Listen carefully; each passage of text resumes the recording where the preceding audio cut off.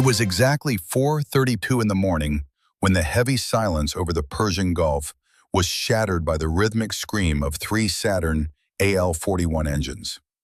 The air inside the cockpit of the lead Sukhoi Su-35 felt thick, smelling of recycled oxygen and the sharp, metallic tang of ozone. At 30,000 feet, the horizon was nothing but a jagged line of deep indigo, separating a starless sky from the black, oil-slicked waters below. Colonel Amir Rezai gripped the control stick of his fighter, feeling the raw, unbridled power of Russian engineering vibrating through his flight suit. Behind him, two more shadows trailed in a tight, lethal formation. Iran's most elite pilots flying the crown jewels of the Islamic Republic's revitalized Air Force. This was not a drill. This was a calculated gamble, a high-stakes provocation designed to test the nerves of the world's most powerful navy.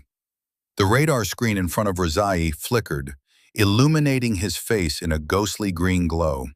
A single, massive contact sat 40 miles ahead, a floating fortress of steel, a city of 5,000 souls protected by a ring of fire that most sane men would never dare to challenge. The American aircraft carrier looked stationary, arrogant in its dominance. Rezai's pulse quickened as he pushed the throttles forward. He was flying the Su-35, a masterpiece of super maneuverability, a jet built to kill raptors and eagles. He felt invincible, a predator closing in on a prize that had haunted his nation's military planners for decades. He imagined the headlines, the shockwaves through Washington, the moment the world realized the Americans were no longer untouchable. But the illusion of safety lasted only seconds. Suddenly, the cockpit was no longer a sanctuary. A high-pitched, rhythmic chirping pierced the silence of his headset, and the master caution light bathed the entire instrument panel in a sickly, pulsating crimson. It wasn't just a search radar looking for him. It was a hard, weapons-grade lock. A digital noose had just been slipped around his neck. On the International Guard frequency, a voice broke through, not with the frantic urgency of a man under threat, but with the terrifying, robotic calm of an executioner reading a final verdict. Iranian flight, this is the United States Navy warship Thomas Jefferson. You have entered a restricted transit corridor without authorization. You are currently being tracked by multiple surface-to-air missile systems and Aegis-controlled interceptors. Turn to heading 180 immediately, or you will be engaged with lethal force. This is your only warning. Rezai felt a cold bead of sweat slide down his spine, stinging his eyes. He glanced at his electronic warfare suite, expecting to see his jamming systems pushing back against the American signal. Instead, his screens were a chaotic mess of white noise and digital static. The Americans hadn't just detected them, they had surgically dismantled their electronic defenses in less than 6 seconds.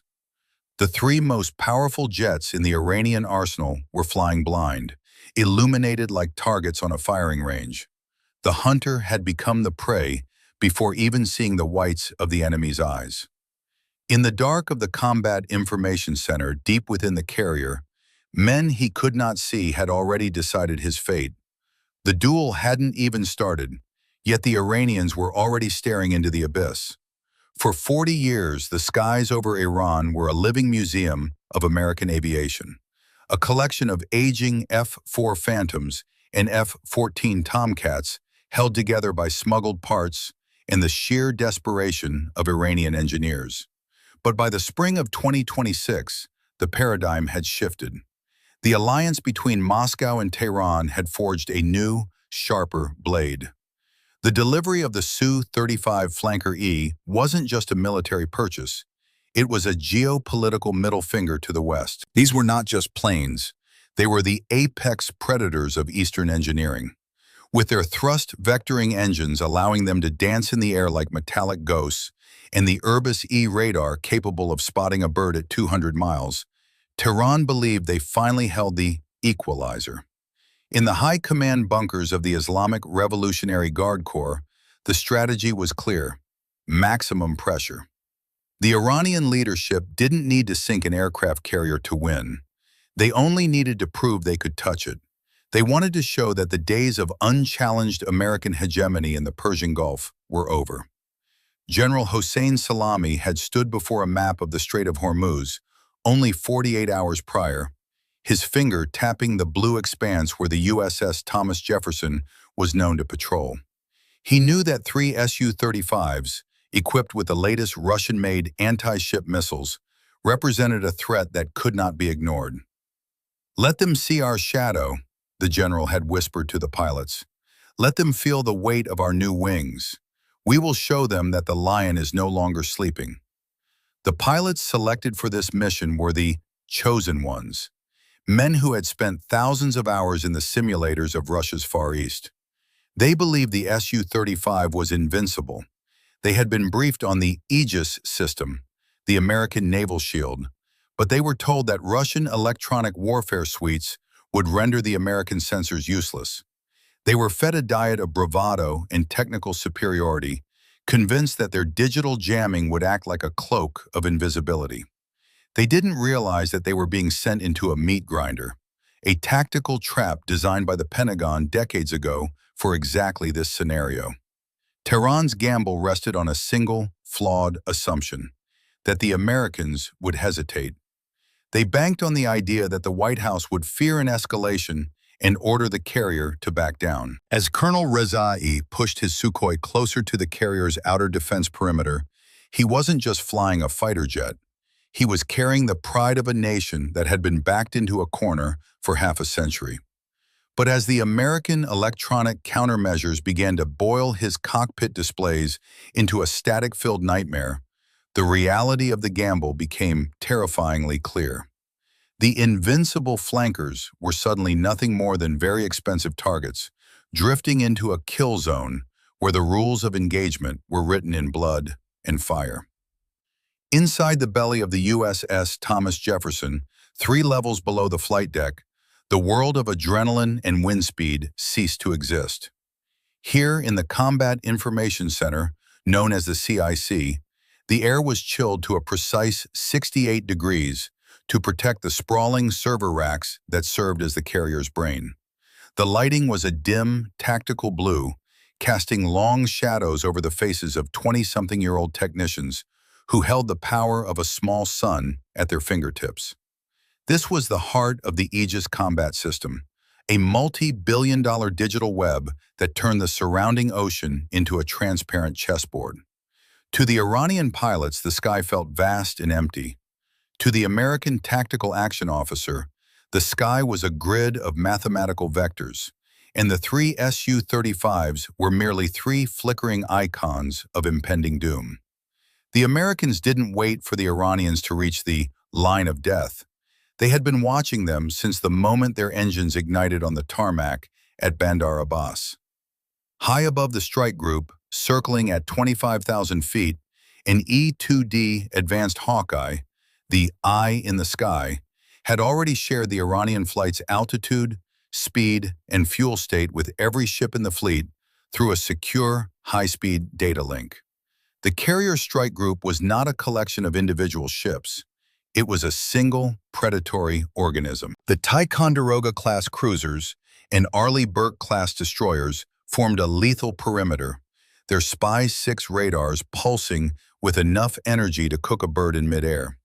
At the center of this web sat the Baseline 10 software, the most advanced naval AI ever deployed. It didn't just track the Iranians, it predicted their movements. It calculated the optimal intercept point for an SM-6 missile, a weapon that could travel at Mach 3.5 and strike a target over 230 miles away. The SM-6 was not just a missile, it was a thinking machine, capable of receiving mid-flight updates from the Hawkeye and adjusting its path to ensure a 100% kill probability. The Iranian pilots were still checking their manual dials, while the American computers had already simulated their destruction 1,000 times over. The atmosphere in the CIC was eerily professional. There was no shouting, no cinematic tension. There was only the clicking of mechanical keyboards and the low murmur of "vampire" and Track 21 being called out over the internal comms. The captain of the Thomas Jefferson sat in his elevated chair, his eyes fixed on a large screen display that showed the 3 Iranian fighters drifting deeper into the kill box. He knew that if he gave the order, the sea would erupt in a wall of white smoke and flame, and the 3 most expensive assets in the Iranian Air Force would cease to exist in less than 90 seconds. He wasn't looking for a fight, he was managing a process. To the Americans, this wasn't a duel of honor, it was a problem of physics, and the solution had already been calculated. Colonel Rezai, I suggest you take a deep breath and look at your tactical display very carefully. The voice that filled the Iranian pilot's headset was not the same junior controller from before. This was a deeper, more weathered tone, the voice of Rear Admiral Marcus Miller, commander of the strike group, speaking directly from the flag bridge of the Thomas Jefferson. In the cockpit of the lead Sukhoi, Rezai felt his heart hammer against his ribs like a trapped bird. His hands, encased in Nomex gloves, were slick with sweat. He looked at his screen. It was a digital graveyard. The sophisticated Russian symbols for his wingmen were flickering, jumping across the display as the American electronic warfare suites fed his computers a feast of false data.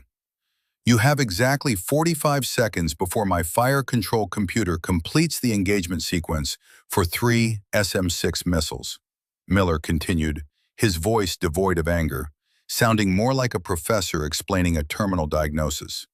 I know your fuel state. I know your tail numbers. I know that your wife is expecting your second child in 3 weeks back in Tehran. Do not make her a widow for a headline that will never be written. Rezai tried to key his radio, but his throat was a desert. He looked to his left. His wingman, a younger pilot named Farzad, was visible through the canopy, his head whipping back and forth in a blind panic. Farzad's jet was wobbling, the thrust vectoring nozzles twitching as the flight computer struggled to make sense of the electromagnetic storm surrounding them. The invincible Su-35 was being stripped naked in the middle of the ocean. "We are in international airspace," Rezai finally managed to bark, though his voice cracked at the end. "We have the right to be here. You are the aggressors." There was a 5-second silence, a silence so heavy it felt like it was crushing the cockpit glass. Then the Admiral spoke again, his words dropping like lead weights. "Colonel, rights are for those who can enforce them. Right now you are 3 targets in a kill box. You are not flying fighters, you are flying coffins. I am giving you one chance to live because I do not want to start a war over 3 pilots who were lied to by their generals. Turn your aircraft 180 degrees. Drop your external fuel tanks to show compliance. If those tanks are still attached to your wings in 10 seconds, the next thing you hear will be the sound of your own engines exploding." Rezai looked at his master arm switch. He had the power to fire. He could launch his missiles and hope for a miracle. But as he glanced at his radar warning receiver, the light was no longer blinking. It was a solid, unwavering scream of red. It was the death tone, the sound a pilot hears when a missile has already been launched and is seconds from impact. The Americans hadn't even fired yet, but they had simulated the lock so perfectly that Rezai's own plane believed it was already dead. The psychological dominance was absolute. The Iranian Colonel, the man who was supposed to be a hero of the revolution, felt a hot tear of pure, unadulterated terror roll down his cheek. He reached for the emergency release. With a sharp, mechanical clunk that vibrated through the airframes, the external fuel tanks of the 3 Sukhois detached, tumbling through the darkness toward the black waters of the Gulf. It was a gesture of total, humiliating submission. On the radar screens of the USS Thomas Jefferson, the 3 targets banked hard, 180 degrees, pushing their engines into full afterburner to flee the invisible cage the Americans had built around them. The death tone in Colonel Rezai's headset abruptly vanished, replaced by a deafening, mocking silence. The electronic noose had been loosened, but the message was etched into his soul.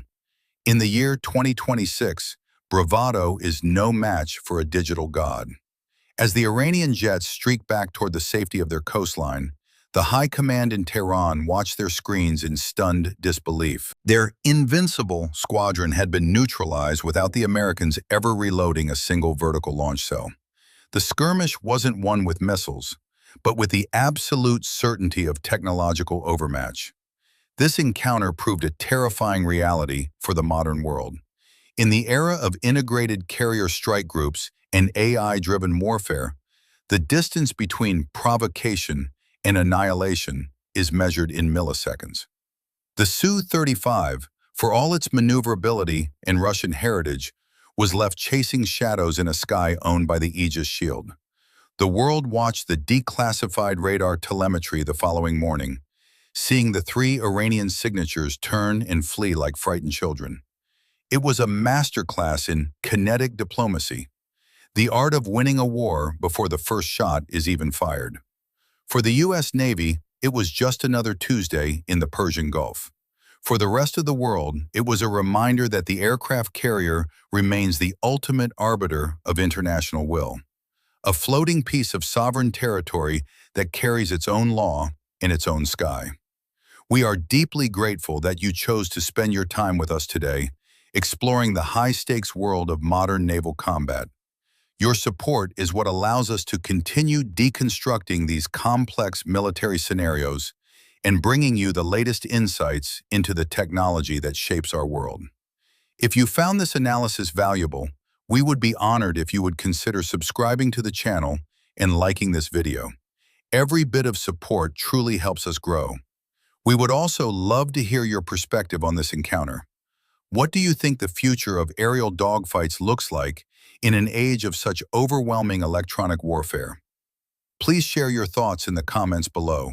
We read as many as we can and truly value the discussion within our community. If you enjoyed the video but find it hard to put your thoughts into words today, even a simple thank you in the comments would mean the world to our team. If you have watched this until the end, thank you for being part of our audience. We look forward to seeing you in the next episode.